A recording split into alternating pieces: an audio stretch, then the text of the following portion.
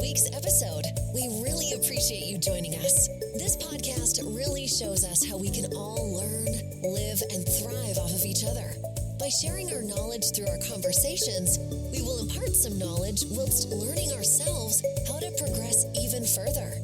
Here is your host.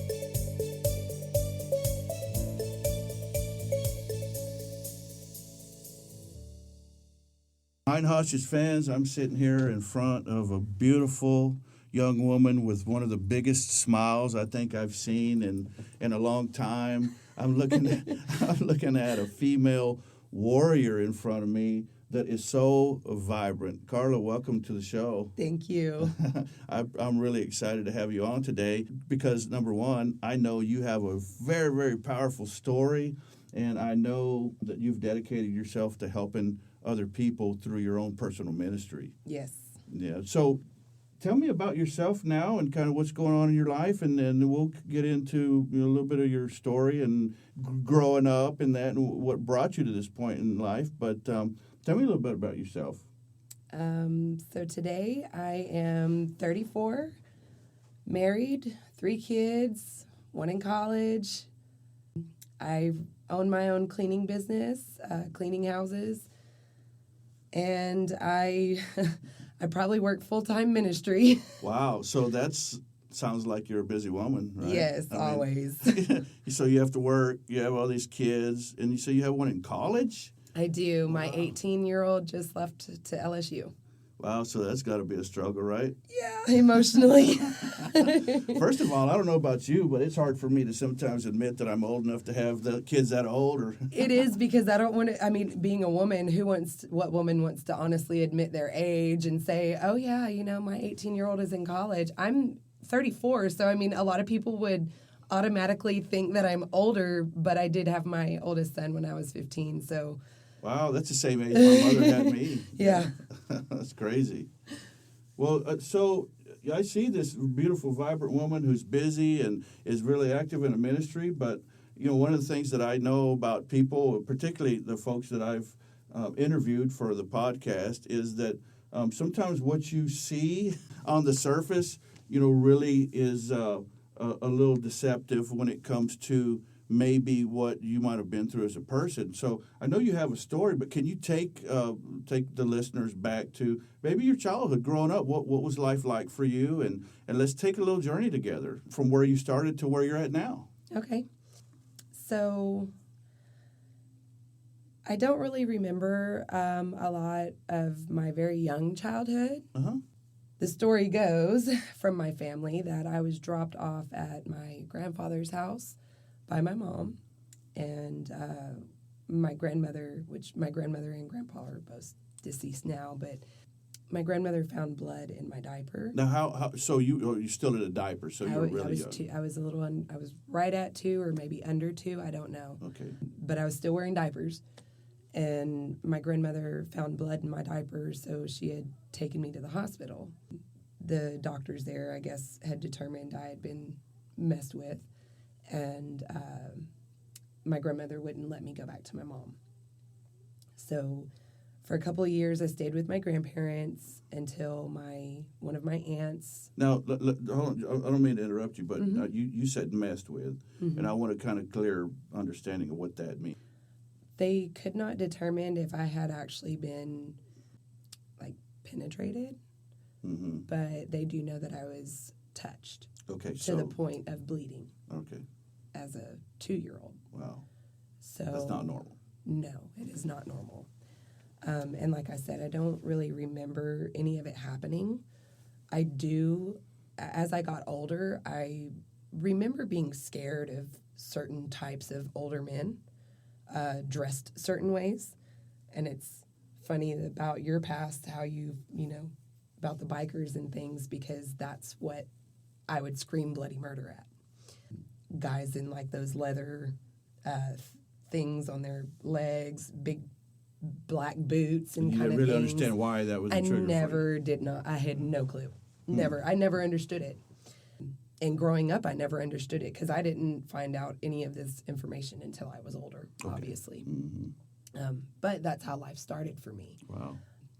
So I stayed with my grandparents for a couple of years, and one of my aunts that was sterile, she could not have any kids, she decided to legally adopt me. And that's what she did.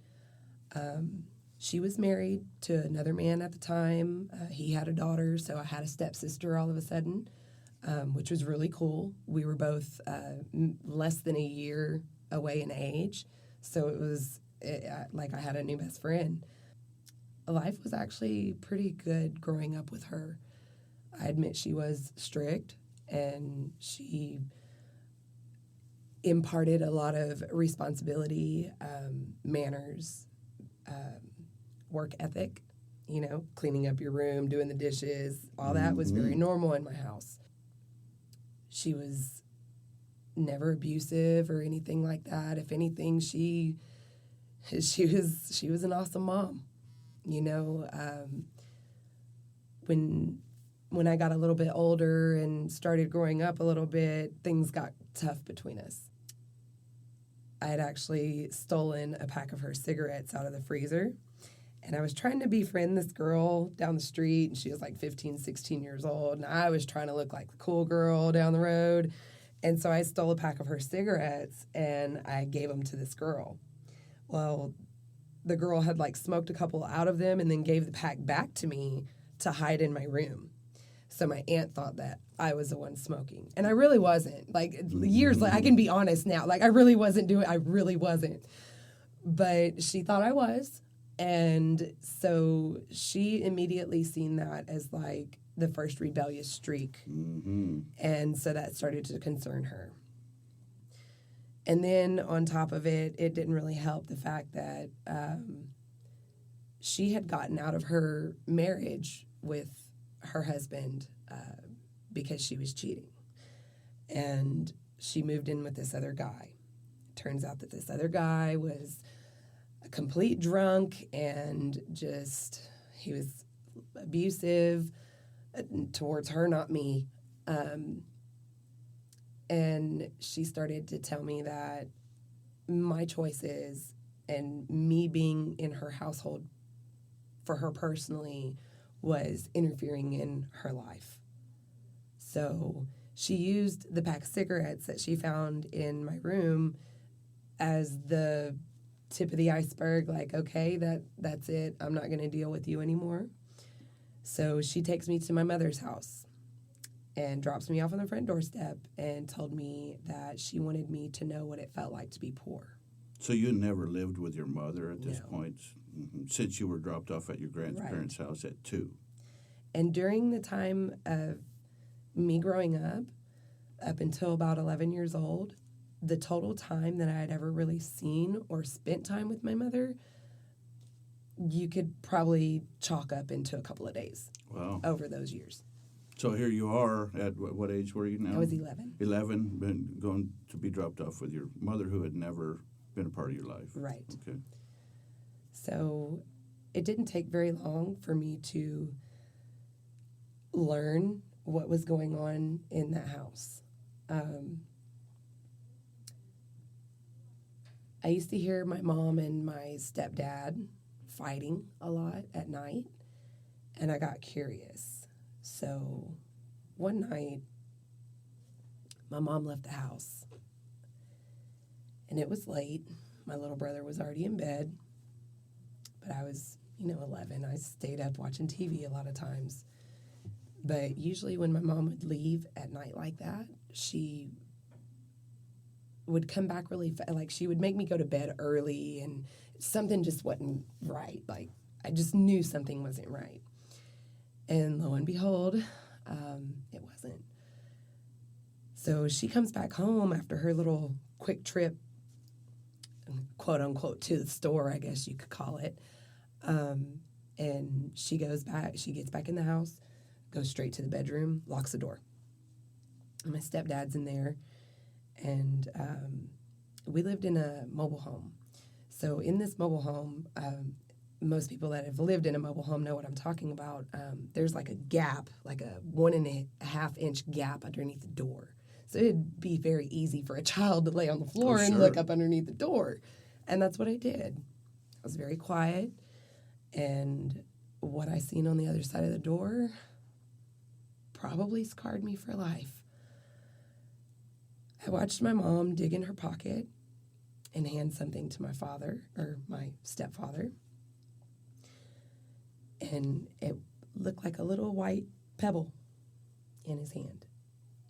It was crack cocaine. I did not know what it was.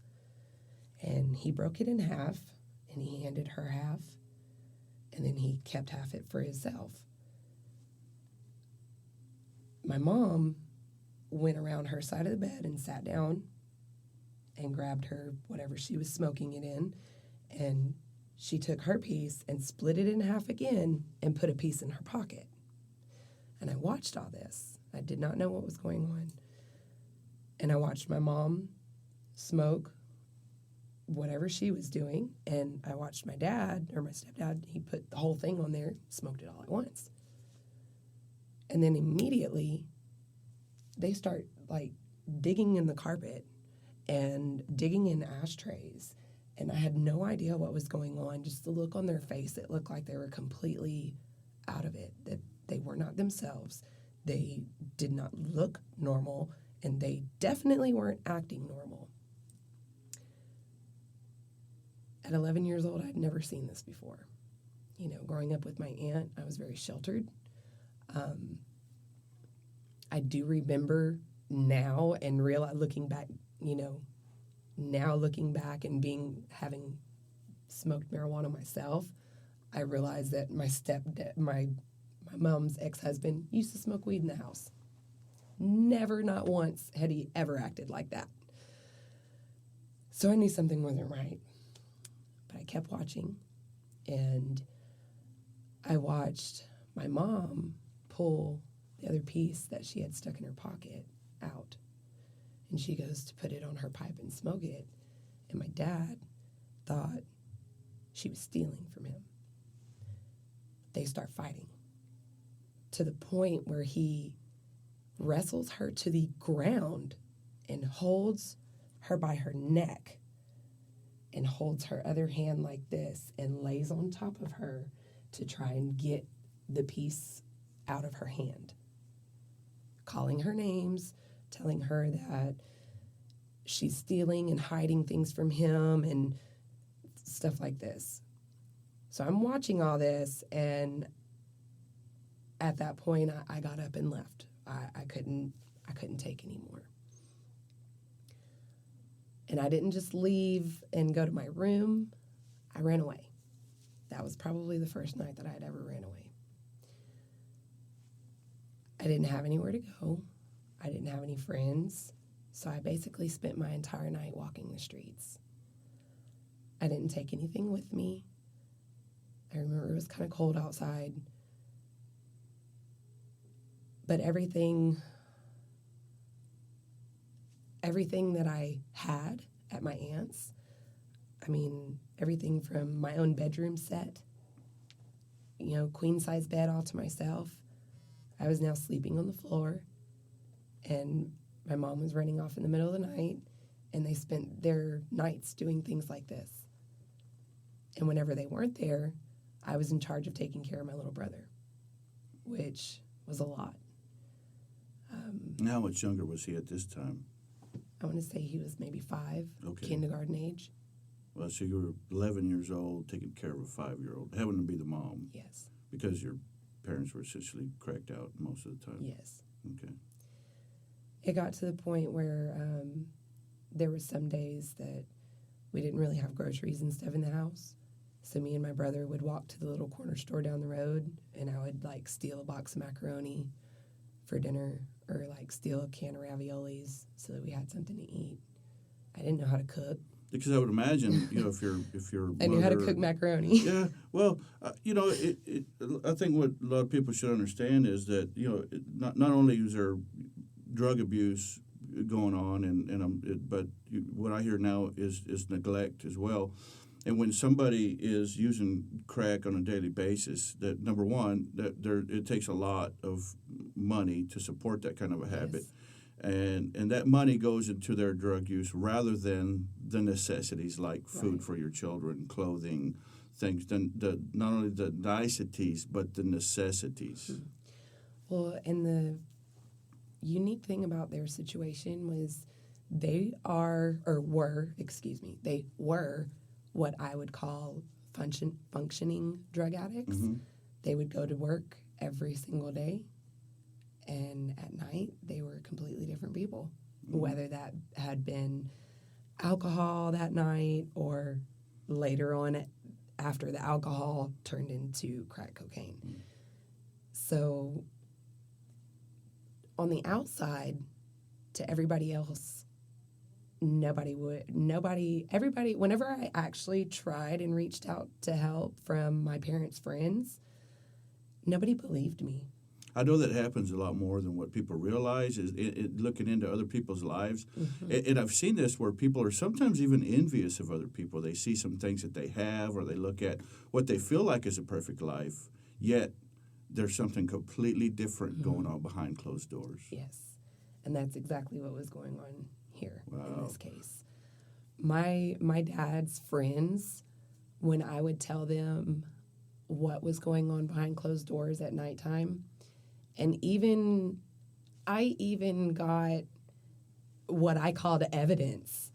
Like, they used to get empty Coke cans or beer cans and smoke out of that. So they had to like make it that way, right? So when they were done, they would just crush the can and put it in the trash can by my stepdad's bed. I even got one of those out of the trash one day and took it to my dad's friends. One of his beer cans, nobody else drinks that kind of beer in their little circle, you know? And so but they still would not believe me. It got to the point where I even, as a runaway, getting picked up from the police, they would ask me all the time, Karla, why don't you just stay home? You know, it seems like you got a really nice life over there. Yeah, y'all might live in a little 2-bedroom apartment. You share a room with your brother, but, you know, at least you're not living on the street. Why are you running out to be on the streets? And I would tell them every single time the reason that I left. My dad is beating up my mom. They're both doing drugs together. I am tired of sitting at home taking care of my little brother. Like, I wanted the chance to be a kid again. Yeah. And I was being robbed of that, and I didn't know how to make it stop. So in my mind, the way I was thinking at 11, 12 years old was, if I run away, they can't leave because they're not going to leave my little brother by himself. That was my thinking. That if they can't be there for me, if I'm not there, they at least have to be there for him. That was my thought. And so that's why I constantly stayed gone from home, is because if I couldn't have the love and attention, because every time I was there they would leave and leave me as babysitter, I thought that at least if I could force them to have to stay at the house, that they would take care of me. So when you ran away, you know, like this, then I guess the police would look for you, find you, bring you back home, and so what was it like when you'd run away and come back home in the home? Same. Yeah. And nothing ever changed. They would put on this big show for the police and make it look like they were so concerned and loving and everything. And they might have been, you know, concerned for my safety or whatever. I don't know. But that still didn't discount, like, whenever the police left, you know, and the conversations that happened afterwards, or even the actions that would happen later on that night. Nothing ever changed. Mm-hmm. So, you know, being 12 years old and a runaway on the streets, you run into a lot of mess, a lot of hurt, a lot of exploitation, a lot of people taking advantage of your situation. A lot of predators. A lot of predators that are preying on your vulnerability. Especially being a teenage runaway when you're a minor. They know that the last thing you want is to be found. Okay, because why else are you running? You don't want to be found. So in order to not be found and be hidden, have a place to stay, that costs something. Not everybody is church people, especially in the streets. And a lot of things people are not going to give you for free. So they would help you out under the guise of helping you out, giving you a place to come. But what is that price? Sex. So at a young age, even before preteen, people were demanding sex of you? Yes. To have a place to sleep at night. Just for that one night. Now, when you say people, primarily just men, or were there couples? Women that were aware of that, or all men. Okay. So they would take you home, have sex with you, and let you stay there. Let me sleep in the bed, and the next morning I had to go. Wow. So, how long did this go on? Couple of years. So that was kind of normal to you then, right? I mean, Yes. there was a price to pay. You knew, and in some ways, I would imagine, as horrible as it was that you had been exploited at that age, I don't know, did it somehow make you feel wanted at that time? Was that actually did. Was that equivalent to love to you, or is that what I you thought knew it as love? was. Yeah. I thought it was. I really did. And it's funny because I can look back now and just be completely disgusted by it, but if I put myself back as a 12-year-old, that was the only love I had. That was the only love I ever knew other than my aunt. And the fact that my mom didn't even, quote unquote, care about me enough to try to make a better life for me and be that nurturing, caring, loving person that I needed for guidance as a child. The only thing I did have as guidance was my aunt, who was super strict, and, it was never any, I know she loved me, don't get me wrong, but the affection was never there. I never got to go and lay in my aunt's bed and cuddle up with her on a Saturday morning before breakfast. No, that was not going on. It doesn't sound like unconditional love to me. Right. I never had that. So, running away, let's see. I started hanging out with this, we moved from the apartments that we were in to this little trailer park. Or no, we moved from the trailer park to these apartments, I'm sorry. And I started hanging out with this lady that lived down the street. And at first, she was so nice to me. She tried to treat me like my mom. Like if I came over after school, she would fix me something to eat. She would sit there and watch TV with me. She involved herself in my everyday activities. She would look out for me with, like, my circle of friends or people that I thought were friends. She just always seemed like she had my best interest at heart. But just something that was unfamiliar to you, I'm sure. Right. Yeah. And because I didn't know how that love felt coming from, like, my mom, I thought she kind of took that place at that time in my life. Even to the point where I started calling her mom. So a little bit into our relationship, she starts introducing me to her friends, and they're all younger, like way younger. Like, this lady is 33, hanging out with kids in high school. I kind of thought something was a little off about that, but I didn't really care because she was treating me like I was her daughter. And that's something I never really had. And the thing is that to everybody else in her circle of friends, she would portray me as her daughter to them. So that, to me, made me feel wanted and loved and like $1,000,000 because finally somebody cared. So she starts introducing me to all these older guys because I'm only 12 and, I'm not even in high school. But the guys that she were hanging out with, high school, maybe a little bit out of high school. So she starts taking me to parties and slowly introducing me to smoking cigarettes, smoking weed. I remember even trying cocaine with her. And back then, I didn't even know that that was basically the same thing that my parents were doing. I did not know because I was not educated on things like that.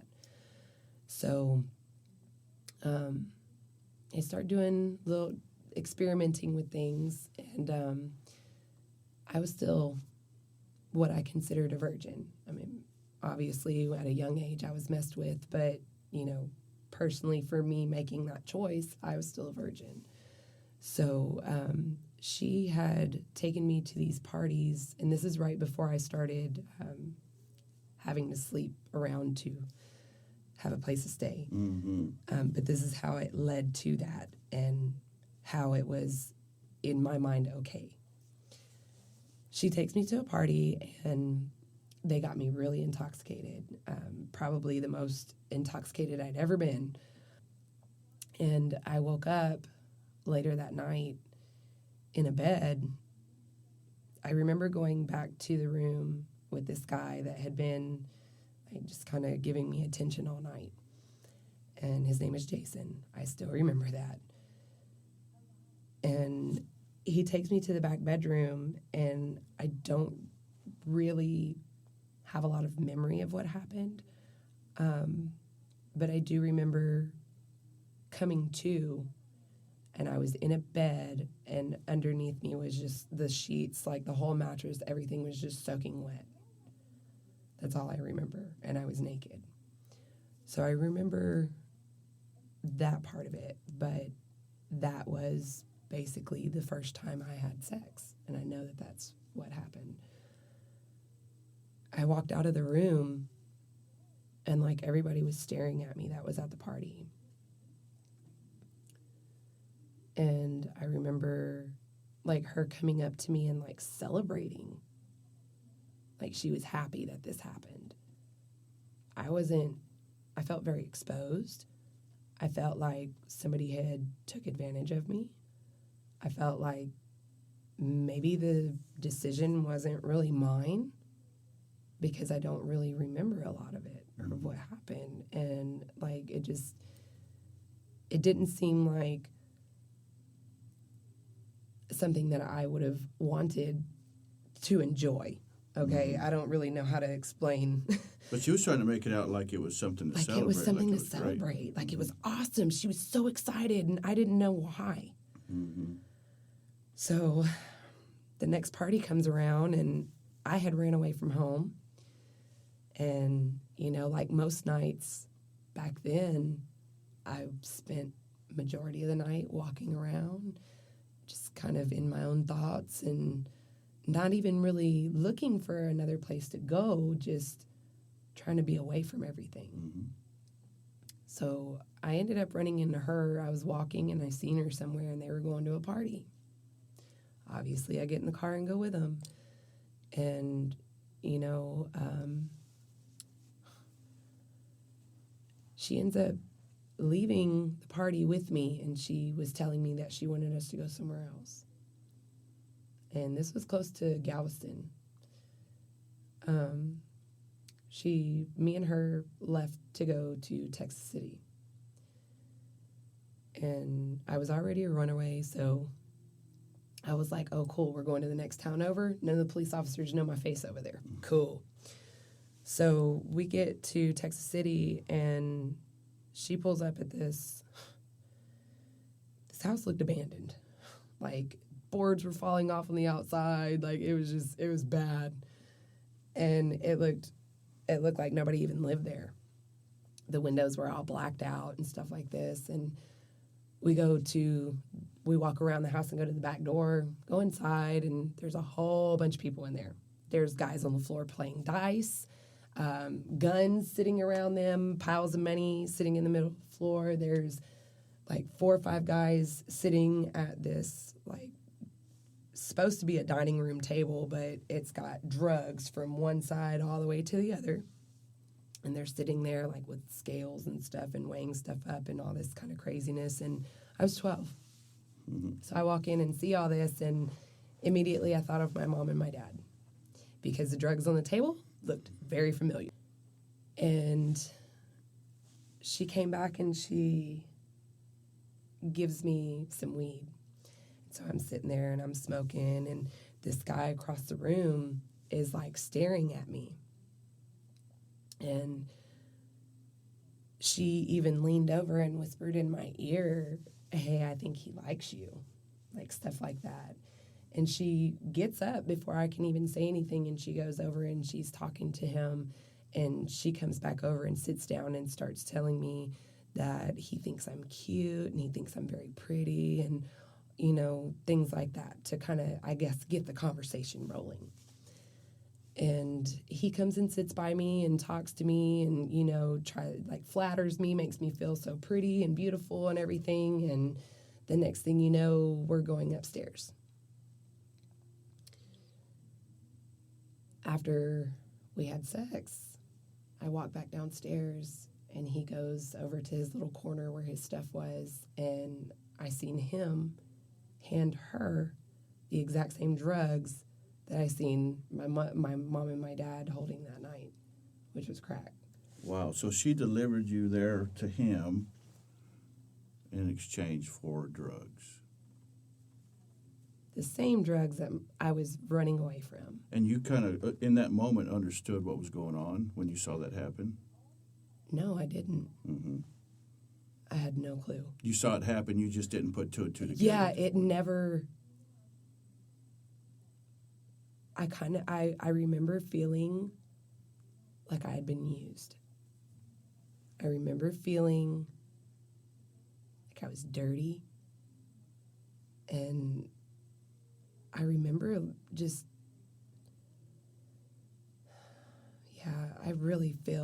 I felt used. Like, why did she do that? Like, she created that whole little scenario for her gain, for herself. And I felt like she treated, like, I honestly felt like she manipulated me. Mm-hmm. But I didn't know that there was a word for that. I didn't know that there was,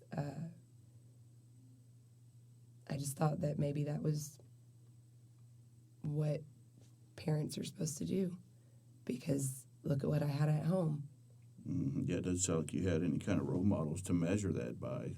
No, not even close. So obviously the one time turns into another time and another time, and before you know it, she has me doing the drugs. She has me out on the streets. And it got kind of bad. There was a lady in the car with us that was 6 or 7 months pregnant, smoking crack, like for days. I didn't even know that the girl was pregnant until the lady I was with had started telling her that she needed to eat something, that she had to stop at least for a day so she could eat something. And I had no idea why. You know, I'm just kind of in the back listening to the conversation. Sure enough, we dropped this girl off at this guy's house, and he had went out and got her like a big bucket of chicken and all this kind of stuff. And so we're sitting at this guy's house and we're eating, all of us. She's like forcing me to eat. I told her I didn't feel hungry. Didn't know that that was the drugs or nothing. Like, it wasn't even on my radar. I had no idea why I didn't feel hungry and I hadn't eaten in 3 or 4 days. Did not know. So we sit down and we all eat. And I tell you, just as fast as this girl sat down with not showing pregnant, as soon as she ate something, she stood up and you could tell she was pregnant. Mm-hmm. And it scared me. It blew my mind. And it hurt all at the same time. Mm-hmm. Because I felt like the way that that lady was acting would have been right up my mom's alley. Mm-hmm. So we ended up picking up this guy at the gas station one day. And the lady I was with and this guy, when they seen each other, they were like long lost friends. Like they had not seen each other in forever, like years, but they were best friends. Like you could tell right off. And I didn't know this man, nothing about him, didn't even know his name, still don't. But he gets in the car with us, and I remember he lit a joint and passed it to me right about the same time. And this is like we pulling out of the gas station parking lot. You know, you're not even a block away yet. He pulled out the joint, lit it, handed it to me. Next thing, like before I can even put it to my lips, she told me to throw it out because we were being pulled over. So I did. Chunked it out the window, made sure my seatbelt was on, but the thing was, I knew I was a runaway. And I told her, I was like, what am I supposed to tell him? It's like, if I use my real name, then they're going to take me to jail. She said, tell him that you're my daughter.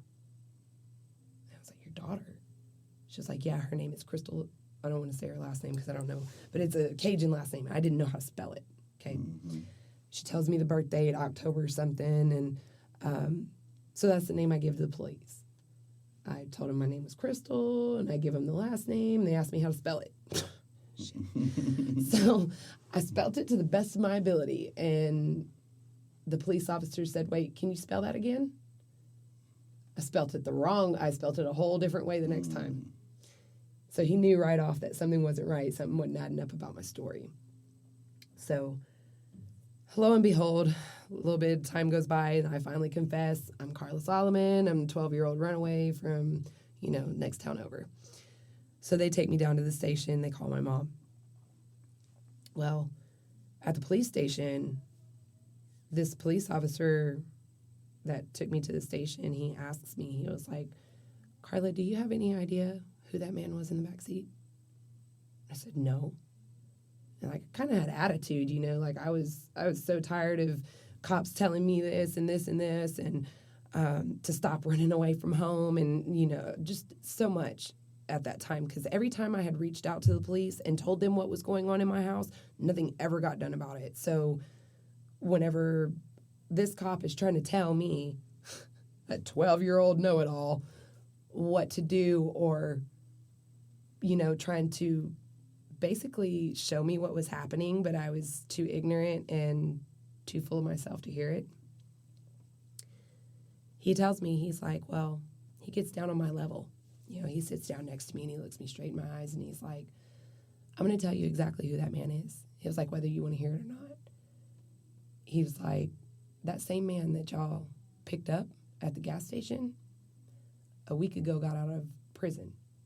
He spent 15 years behind bars in Texas for raping and killing a 14-year-old girl on the Texas City Dike.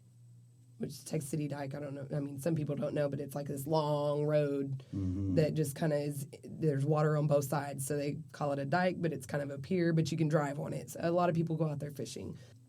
So the cop tells me all this, and obviously tells my mother also what kind of person was in the back seat. And my mom freaked out. So she had told me that I was not allowed to go out with that woman anymore because obviously I was caught with her. And even though stuff like what had happened with her happened, I was still trying to go see her.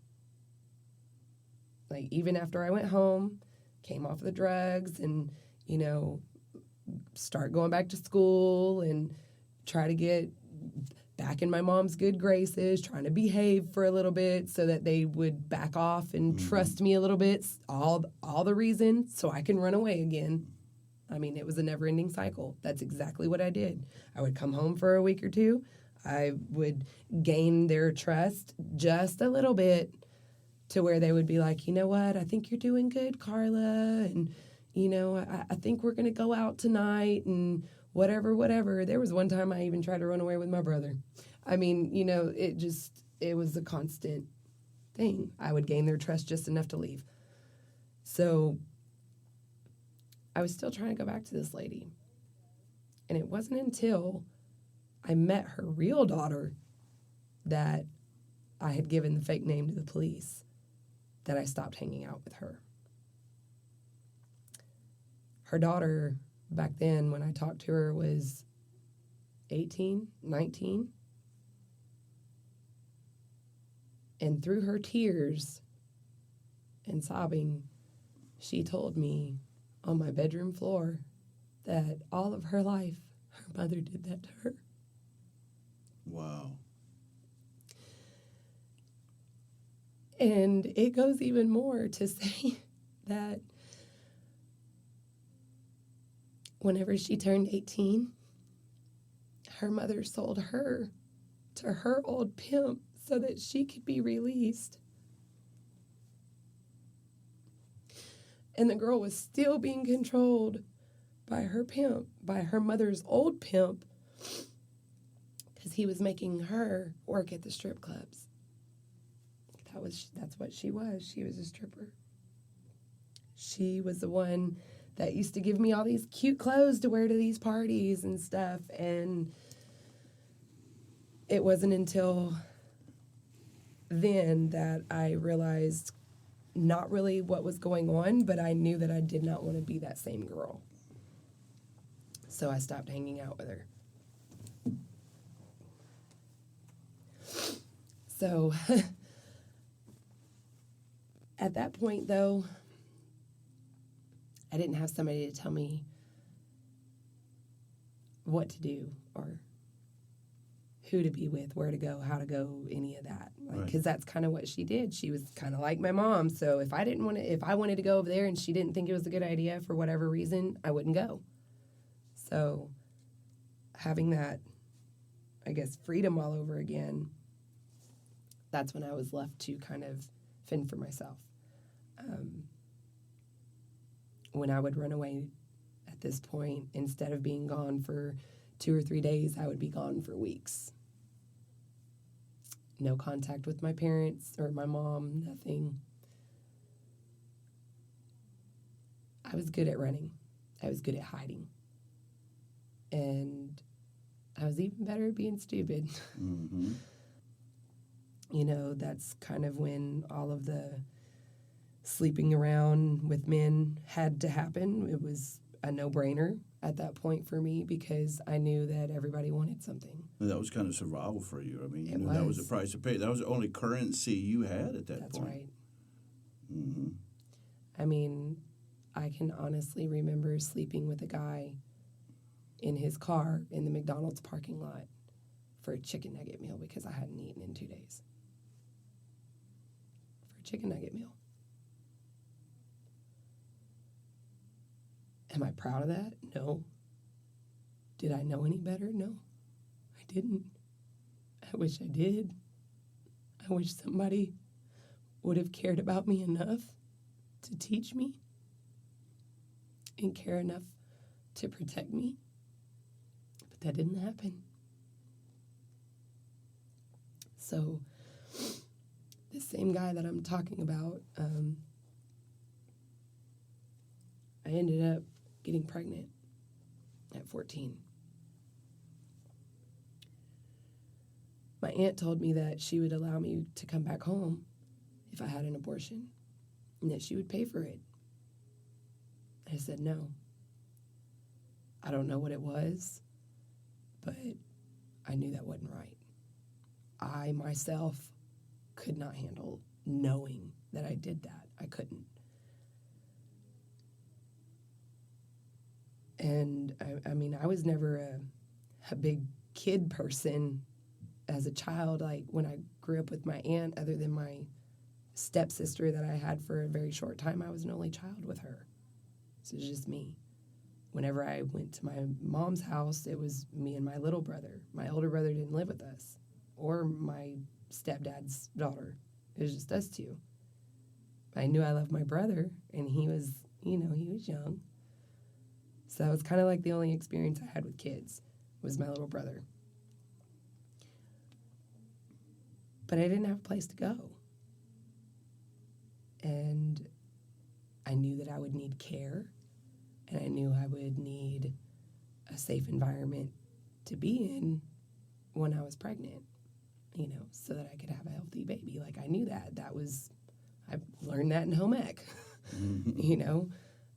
And so I told this guy that I had slept with maybe once or twice that I was pregnant, and I thought it was his baby. And it was a lie. I knew it wasn't his. I don't know why, but I just knew the timeline. Nothing matched up, but he believed me.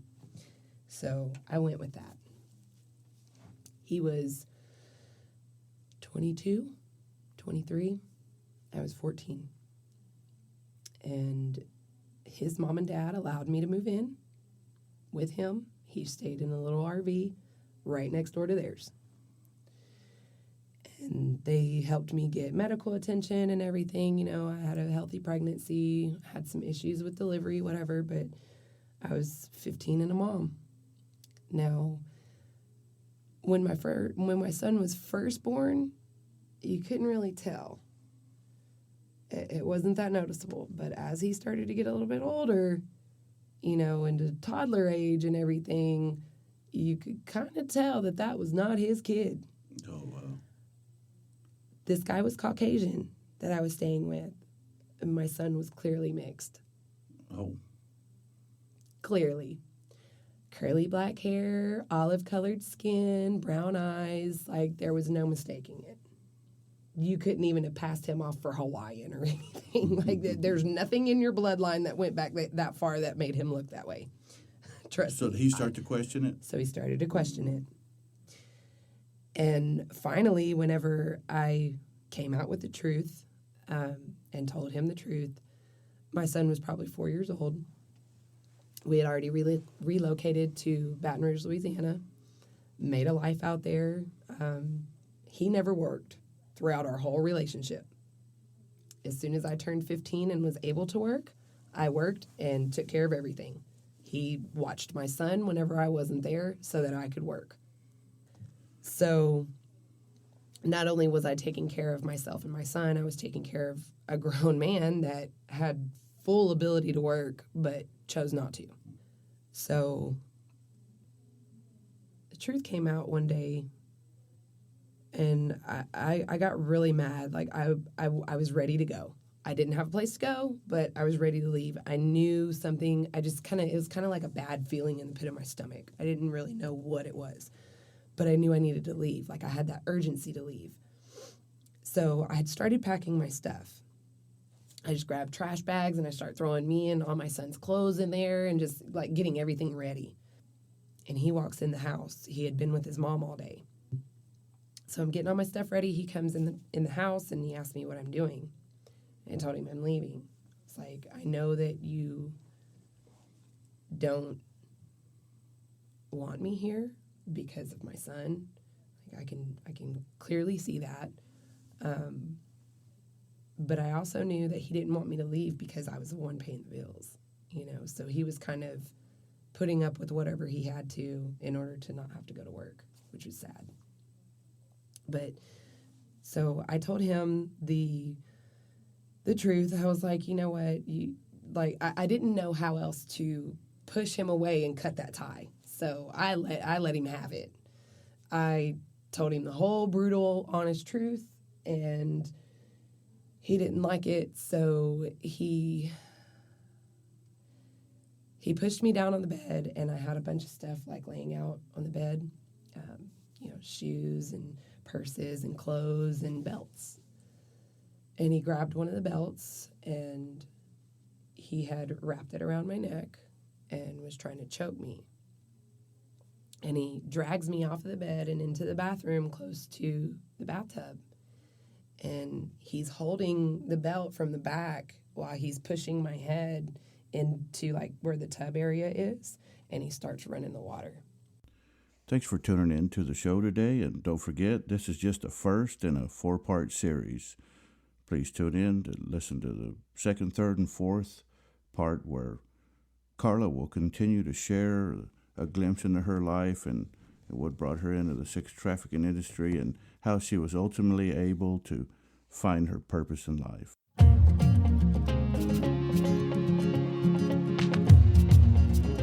Loved what you've heard on this week's episode? Well, the answer is simple. It would mean the world to us if you could head over to iTunes and leave us a 5-star review and feedback.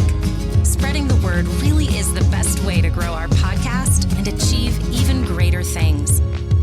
Thank you.